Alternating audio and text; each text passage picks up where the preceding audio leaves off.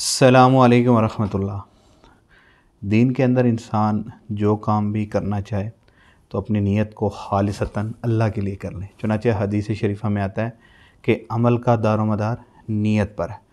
اسی طرح زکوٰۃ کی جب ادائیگی کی جائے تو اس میں جو نیت سے متعلق عمومی مسائل ہیں وہ 3 قسم کے ہیں۔ ایک تو یہ ہے کہ انسان نے حساب کیا اور زکوٰۃ کی ادائیگی کے وقت نیت کرے کہ یہ جو میں اس فقیر مستحق کے زکوٰۃ کو رقم دے رہا ہوں یہ زکوٰۃ کی ہے، اس میں تو زکوٰۃ ادا ہو جائے گی۔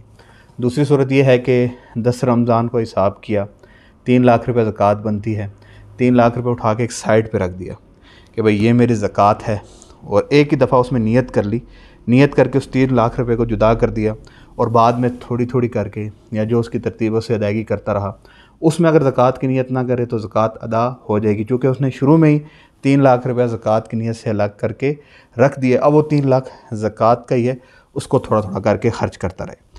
تیسری جو صورت ہے وہ بڑی اہم ہے۔ فرض کریں کہ ایک شخص نے شمار کیا کہ 3 لاکھ روپے اس کی زکوٰۃ بنتی ہے لیکن پیسے الگ نہیں کیے، اب بعد میں وہ چاہتا ہے میں کسی ٹائم بھی کوئی بھی مستحق کے زکوٰۃ نظر آئے تو اس کو تھوڑی تھوڑی زکوٰۃ ادا کرتا رہوں، تو اس میں جب بھی کسی مستحق کے زکوٰۃ کو زکوٰۃ ادا کرے گا تو اس میں زکوٰۃ کی نیت کرنا ضروری ہے۔ اگر نیت نہیں کرے گا تو زکوٰۃ ادا نہیں ہوگی۔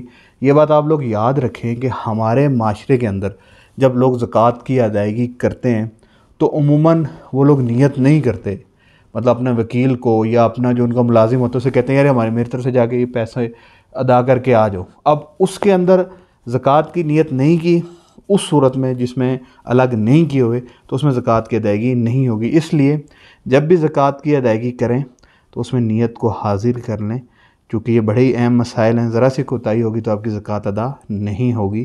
جزاک اللہ خیرہ۔